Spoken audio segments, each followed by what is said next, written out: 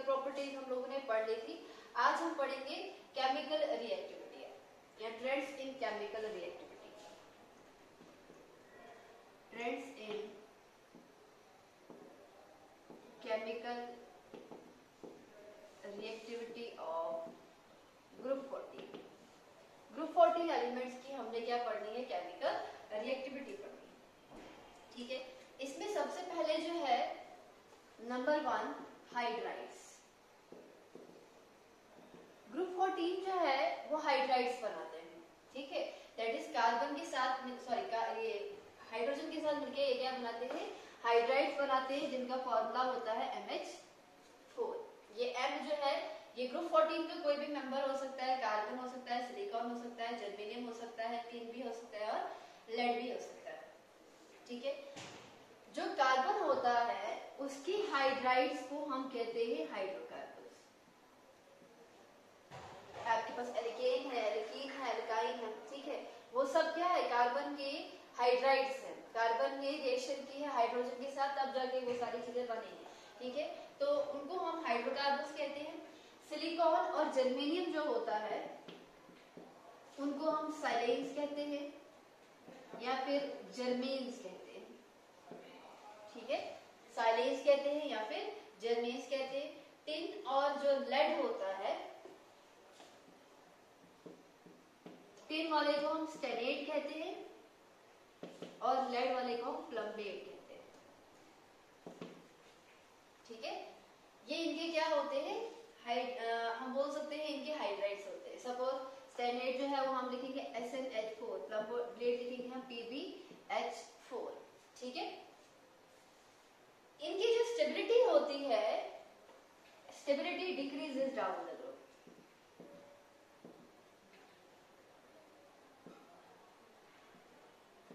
ये जो आपके पास हाइड्राइड्स होते हैं इनकी स्टेबिलिटी डाउन द ग्रुप क्या होती है, डिक्रीज होती है।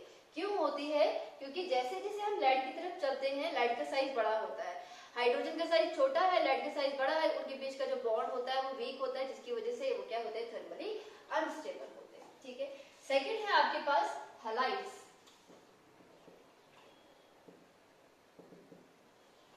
ठीक है, ये जो होते हैं ये टेट्राहैलाइड्स बनाते हैं, जो कि टेट्राहेड्रल होते हैं और कोवलेंट होते हैं।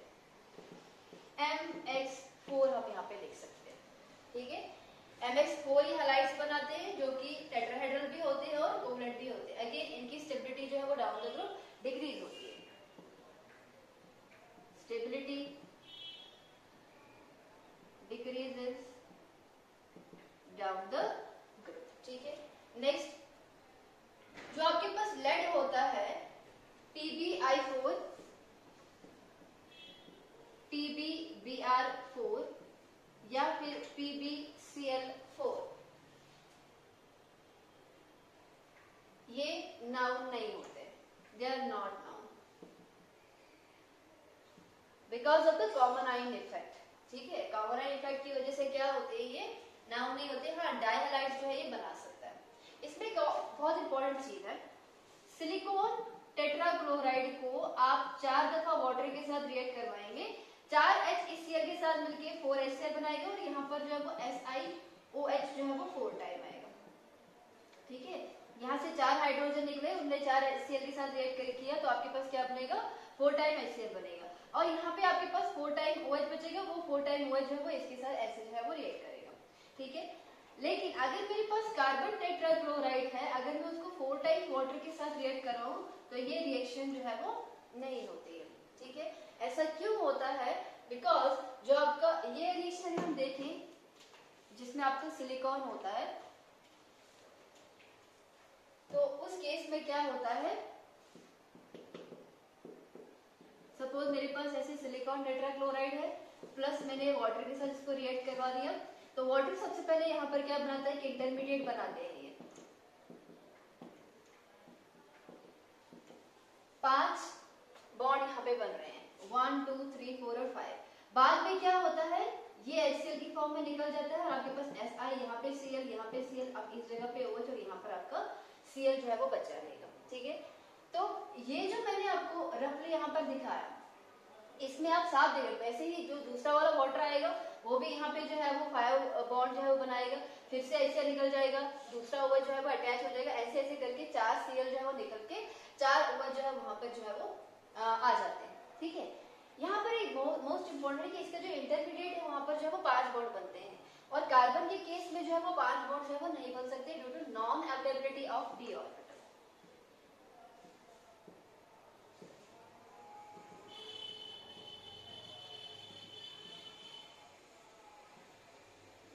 कार्बन के केस में डी ऑर्बिटल्स जो होते हैं वो प्रेजेंट नहीं होते, कार्बन जो है वो 4 बॉन्ड बना सकता है, कार्बन कभी भी 5 बॉन्ड जो है वो नहीं बना सकता, इसीलिए ये रिएक्शन जो है वो कार्बन के केस में जो है वो नहीं होती, सिलिकॉन के केस में जो है वो आसानी से हो जाती है। ठीक है, एक और चीज है इन्हीं हैलाइड्स में से,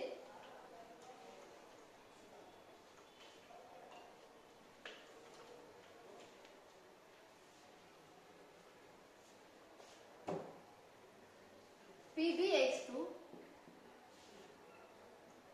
SnX2 एंड GeX2,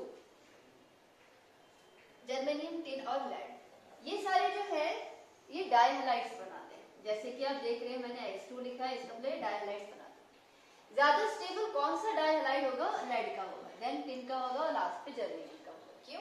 क्योंकि जैसे जैसे हम नीचे जाते हैं इनर्ट फेयर इफेक्ट की वजह से +2 ऑक्सीडेशन स्टेट जो स्टेबिलिटी होती है वो इंक्रीज होती है। इस केस में जो लेड होता है आपके पास, जर्मेनियम वगैरह, इन सब में +2 ऑक्सीडेशन स्टेट है, और चूंकि इनर्ट पेयर इफेक्ट सबसे ज्यादा नीचे वाले में आता है, तो आपके पास जो PbX2 होगा वो सबसे ज्यादा क्या होगा? स्टेबल होगा। ठीक है, हैलाइड्स भी होगा, हाइड्राइड्स भी हो गया। अब नेक्स्ट है आपके पास ऑक्साइड्स। ये जो आपके पास कार्बन की फैमिली होती है, ये 2 तरह के ऑक्साइड्स बनाते हैं, ये मोनोऑक्साइड भी बनाते हैं और ये डाइऑक्साइड्स भी बनाते हैं। ठीक है, मोनोऑक्साइड के साथ साथ और डाइऑक्साइड भी बनाते हैं। अगर हम मोनोऑक्साइड की बात करें,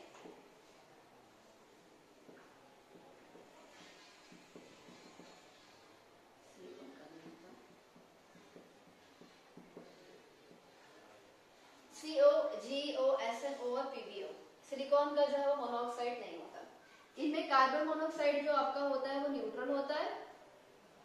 ठीक है, जर्मेनियम का जो ऑक्साइड होता है वो एसिडिक होता है, और इन दोनों का क्या होता है? एम्फोटेरिक होता है। ठीक है, उसके बाद जो आपकी कार्बन फैमिली होती है वो डाइऑक्साइड भी बनाती है। ठीक है, जैसे आपके पास जो है वो कार्बन डाइऑक्साइड होता है, सिलिकॉन डाइऑक्साइड होता है, जर्मेनियम का ऑक्साइड होता है, SnO2 होता है, या फिर PbO2 होता है। ठीक है, ये डाइऑक्साइड्स के बनाते हैं, जिनमें आपके पास जो पहले 2 होते हैं वो एसिडिक होते हैं, जर्मेनियम का वीकली एसिडिक होता है। ठीक है, और जो लास्ट के 2 होते हैं वो क्या होते हैं? एम्फोटेरिक होते हैं, that is they act as both acid as well as base. तो ये थी आपके पास केमिकल रिएक्टिविटी ऑफ ग्रुप 40, जिसमें हमने हाइड्राइड्स के बारे में थोड़ा सा देखा, हैलाइड्स के बारे में देखा और ऑक्साइड्स के बारे में देखा। नेक्स्ट जो आपके पास टॉपिक है वो है reactions of chemical properties of carbon.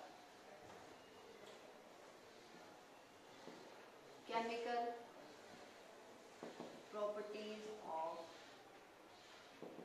Carbon, carbon की केमिकल प्रॉपर्टीज। सबसे पहले बात करेंगे कंबशन के बारे में।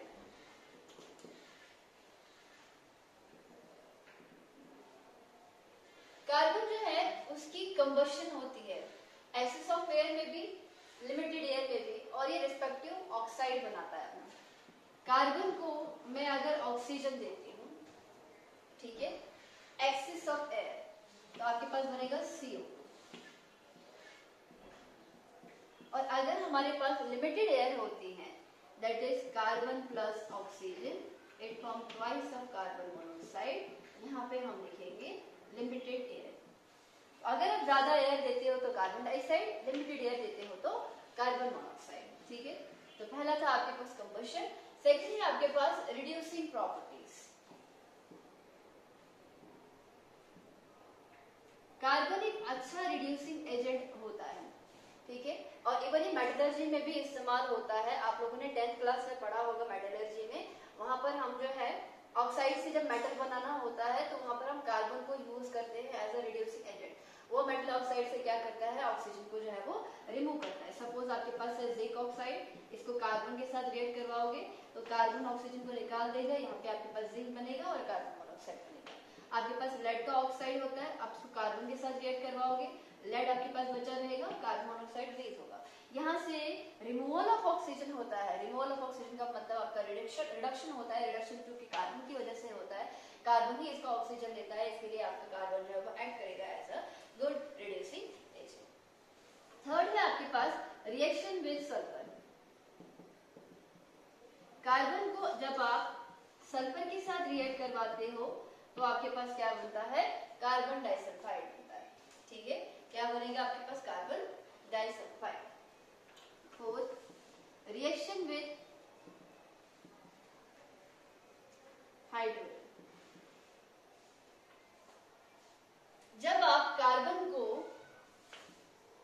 हाइड्रोजन के साथ रिएक्ट करवाते हो, आपके पास बनता है C2H2, दैट इज आपके पास बनता है इथाइन। ये रिएक्शन जो है ये कैसे होती है, हम यहाँ पर लिखेंगे इलेक्ट्रिक स्पार्क, ब्रैकेट के ऊपर मैंने लिखा है इलेक्ट्रिक स्पार्क, जिसको नहीं दिख रहा है मैं मुंह से बोल रही हूँ, इलेक्ट्रिक स्पार्क है। ठीक है, तो होता क्या है, एक बंद सा हम एक कंटेनर जैसा लेते हैं जिसमें हम कार्बन की ग्रेफाइट की 2 रॉड लेते हैं। ठीक है, और वहां पर क्या होता है, ऐसे जैसा एक बंद कंटेनर सा होता है जहां पे हमने ग्रेफाइट की 2 रॉड रखी है, दैट इज कार्बन की 2 रॉड रखी है, और इनको हमने जो है वो बैटरी के साथ कनेक्ट किया होता है, और इसके अंदर आपका हाइड्रोजन होता है। जब आप बैटरी को ऑन करते हो तो ये जो 2 ग्रेफाइट की रॉड होती है ये टकराती है एक दूसरे से, तो जब ये टकराती है यहाँ पर क्या होता है, एक आर्क प्रोड्यूस होती है, यानी एक स्पार्क प्रोड्यूस होती है, जिसका टेम्परेचर काफी ज्यादा, जिसकी वजह से टेम्परेचर हाई हो जाता है, जिसकी वजह से क्या होता है, जो कार्बन की रॉड है वहां से आपका जो कार्बन होता है वो वेपोराइज हो जाता है, और चूंकि यहाँ पे सराउंडिंग में आपका हाइड्रोजन होता है तो उसके साथ रिएक्ट करके क्या बनाता है, ये C2H2 बनाता है। ठीक है, तो जो कार्बन होता है वो हाइड्रोजन के साथ मिलके जो है वो C2H2 जो है वो बनाता है इलेक्ट्रिक स्पार्क की प्रेजेंस में। ठीक है, नेक्स्ट है आपके पास फॉर्मेशन ऑफ कार्बाइड्स।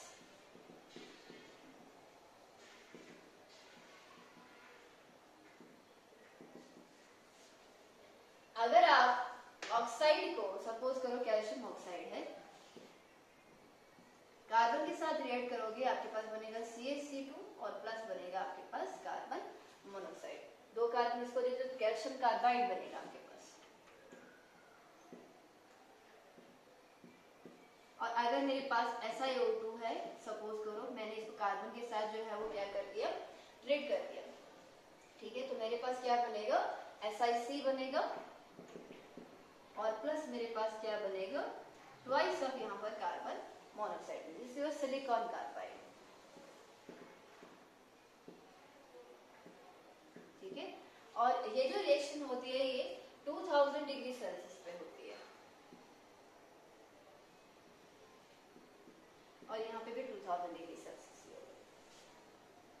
लास्ट है आपके पास action of acids.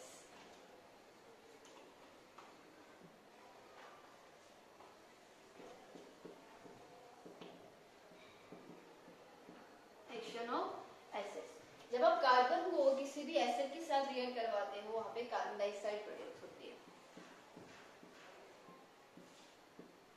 Carbon dioxide plus nitrogen dioxide plus बनेगा वाटर। कार्बन को आप सल्फ्यूरिक एसिड के साथ रिएक्ट करवाओगे, कार्बन डाइऑक्साइड बनेगा, सल्फर डाइऑक्साइड बनेगा, प्लस बनेगा वाटर आपके पास। ठीक है, रिएक्शन को बैलेंस करने के लिए यहाँ पे हमें 4 टाइम करना पड़ेगा, इधर भी हमें 4 टाइम करना पड़ेगा, और 2 टाइम्स आपके पास वाटर आएगा।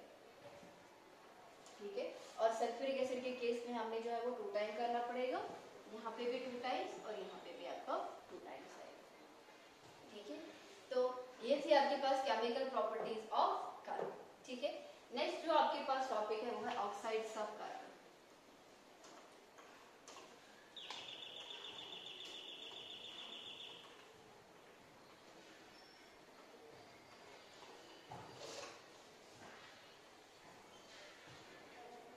नेक्स्ट क्या है, ऑक्साइड्स ऑफ ऑक्साइड्स होते हैं कार्बन के, कार्बन मोनोक्साइड होता है और कार्बन डाइऑक्साइड होता है। हम सबसे पहले बात करेंगे कार्बन मोनोक्साइड की।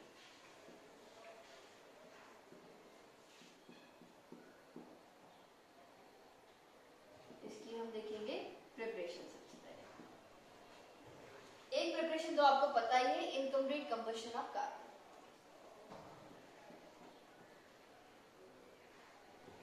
इनकम्प्लीट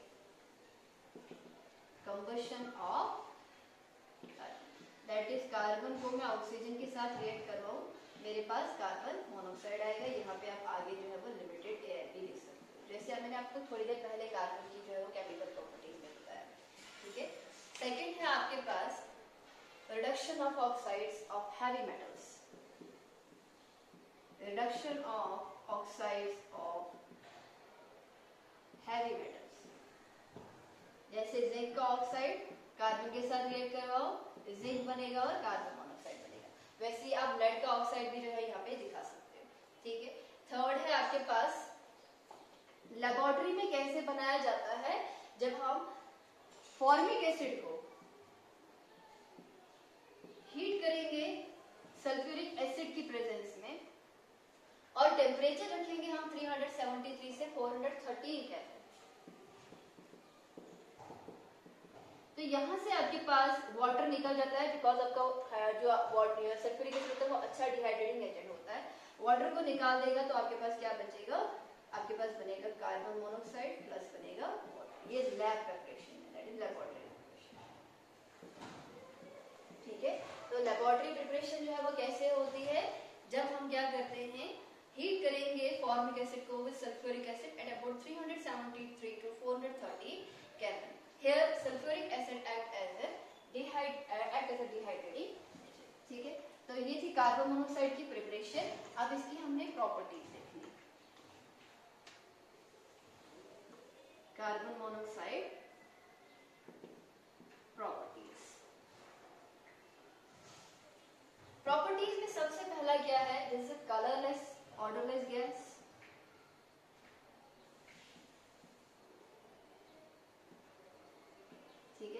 कलरलेस होती है और ऑर्डरलेस गैस होती है। इसके अलावा ये काफी ज्यादा टॉक्सिक होती है, ये कार्बोक्सी हीमोग्लोबिन बनाती है। हमारे ब्लड में जो आपका हीमोग्लोबिन होता है उसकी एफिनिटी कार्बन मोनोक्साइड से ज्यादा होती है एज कम्पेयर टू ऑक्सीजन। ठीक है, तो वो ऑक्सीजन को कैरी नहीं करता बल्कि कार्बन मोनोक्साइड को कैरी करता है, जिसकी वजह से सफोकेशन होती है और even this leads to death sometimes. ठीक है, नंबर थर्ड है कंबस्टिबिलिटी।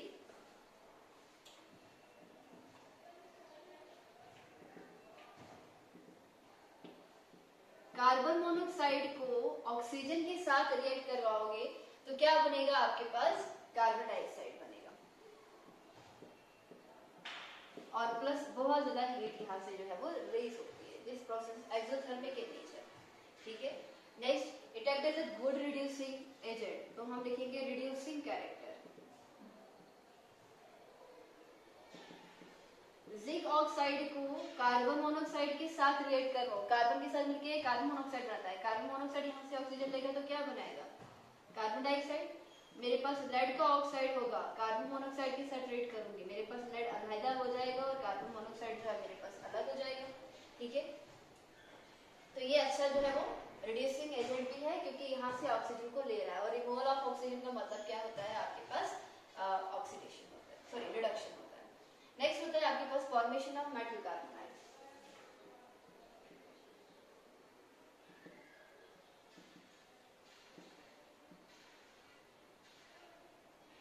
Formation of metal carbonoids, CARBONYLS।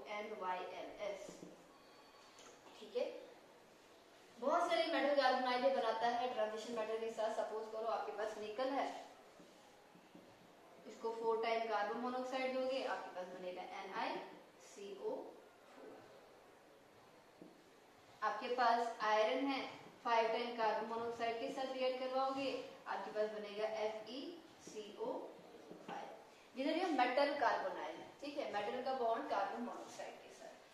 Next है आपके पास with chlorine. Number 6 chemical properties. Reaction with chlorine, अगर आप कार्बन मोनोऑक्साइड को क्लोरीन के साथ रिएक्ट करते हो आपके पास बनेगा COCl2। ये COCl2 जो होता है इसको हम फॉस्जीन गैस कहते हैं, ठीक है, या फिर इसको हम कार्बोनाइल क्लोराइड भी कहते हैं, जैसे और कार्बोनाइल जैसे क्लोराइड और करके लिखेंगे हम कार्बोनाइल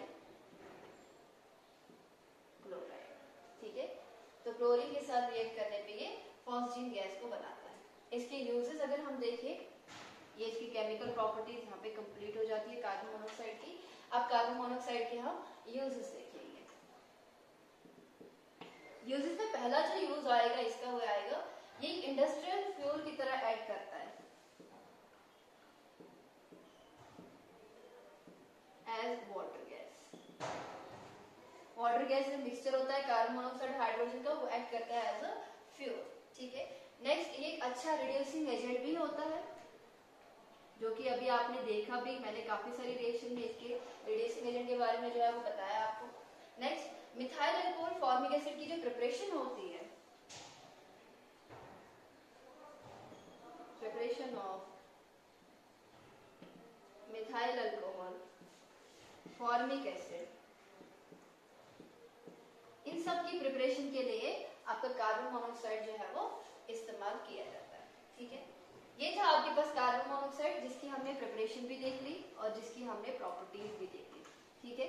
नेक्स्ट जो हमने सेकंड ऑक्साइड पढ़ना है वो हम पढ़ेंगे कार्बन डाइऑक्साइड।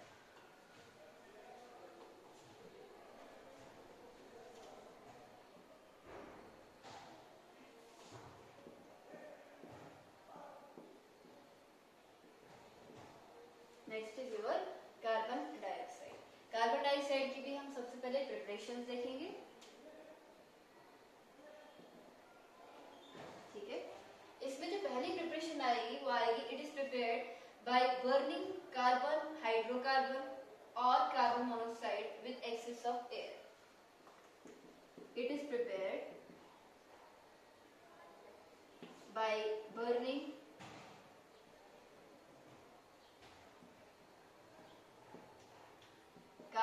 कार्बन मोनोऑक्साइड और हाइड्रोकार्बन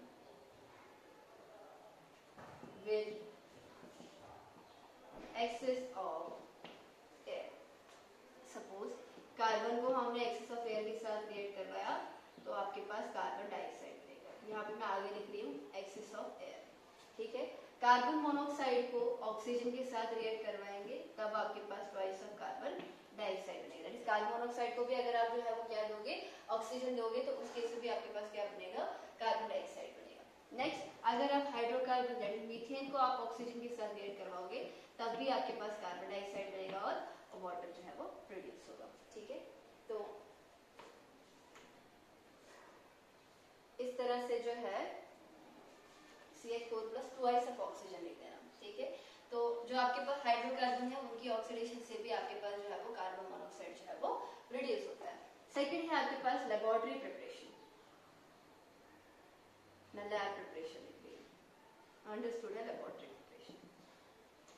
लेबोरेटरी प्रिपरेशन कैसे होती है, जब आप कैल्शियम कार्बोनेट को HCl के साथ रिएक्ट करवाते हो, कैल्शियम कार्बोनेट को HCl के साथ रिएक्ट करवाओगे आपके पास बनेगा CaCl2, दैट इज आपके पास बनेगा कैल्शियम क्लोराइड, प्लस बनेगा आपके पास वाटर और प्लस बनेगा आपके पास कार्बन डाइऑक्साइड, ठीक है।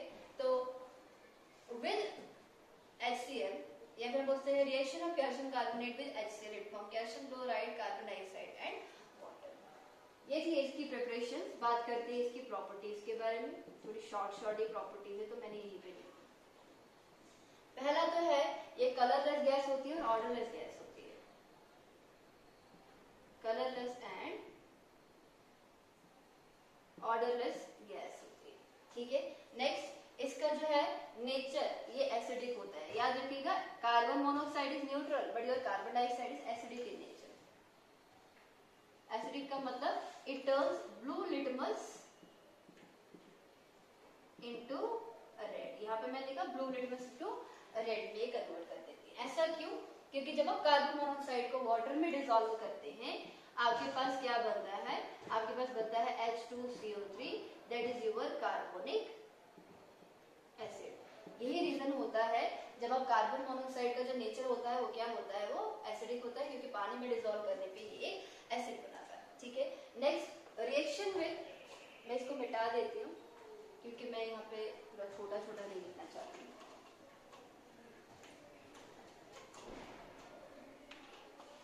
थर्ड है आपके पास property reaction with lime water या action with lime water.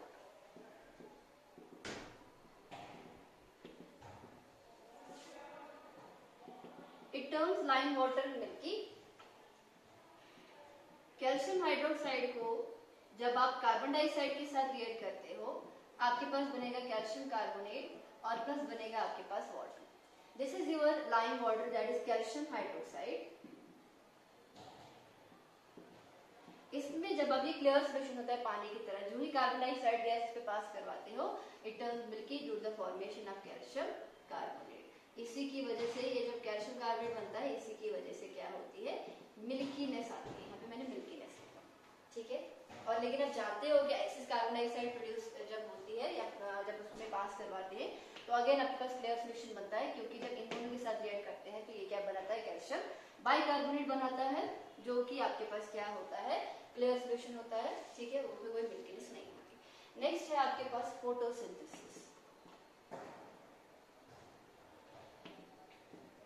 Plants prepare करते हैं अपना food by the process called photosynthesis, जिसमें आपका कार्बन डाइऑक्साइड इंपॉर्टेंट रोल अदा करता है।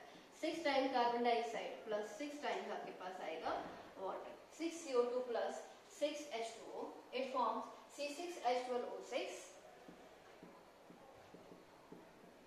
Plus 6 O2। ये होता है आपका ग्लूकोज, और यही हमारा जो है वो खाना होता है। ठीक है, in the presence of sunlight and तो क्लोरोफिल आपका फोटोसिंथेसिस प्रोसेस है, वहां पे भी आपका कार्बन डाइऑक्साइड जो है वो इस्तेमाल किया जाता है। ये इसकी कुछ प्रॉपर्टीज से बात करती है, इसकी यूजेस के बारे में। सबसे पहली चीज तो जो आपका कार्बन डाइऑक्साइड होता है वो एरेटेड ड्रिंक्स में जो है वो लगता है। जो भी आप कोक की बोतल वगैरह जो है वो पीते हो, उसमें जो फिज होता है वो कार्बन डाइऑक्साइड की वजह से ही होता है, उसमें dissolve form of carbon dioxide जो है वो प्रेजेंट होती है। इसके अलावा जो आपका कार्बन डाइऑक्साइड होता है वो फायर एक्सटिंग्विशर जो है उसमें भी इस्तेमाल किया जाता है, ये भी आप लोगों को पता होगा। ठीक है, और नेक्स्ट बहुत सारे इंपॉर्टेंट कंपाउंड्स को बनाने के इस्तेमाल में किया जाता है। Suppose manufacture of washing soda. Washing soda में मैंने आपको बताया था सॉल्वे एमोनिया प्रोसेस, वो जिसने पढ़ा होगा उसको पता होगा कि वहां पे आपका कार्बन डाइऑक्साइड जो है वो इस्तेमाल होता है। वहां पे हम लेते ही लाइमस्टोन के कैल्शियम कार्बोनेट को हीट करके वहां पे हम कार्बन डाइऑक्साइड प्रोड्यूस करते हैं, उस कार्बन डाइऑक्साइड से हमारा वॉशिंग सोडा जो है वो प्रिपेयर होता है। ठीक है, तो ये थे आपके पास ऑक्साइड्स ऑफ कार्बन। आज हमने केमिकल रिएक्टिविटी ऑफ ग्रुप 14 पढ़ा, हमने केमिकल प्रॉपर्टीज ऑफ कार्बन पढ़ा, इसके अलावा हमने 2 ऑक्साइड्स ऑफ कार्बन को भी कंप्लीट किया। आज के लिए इतना काफी है, बाकी का हम नेक्स्ट लेक्चर में देखेंगे।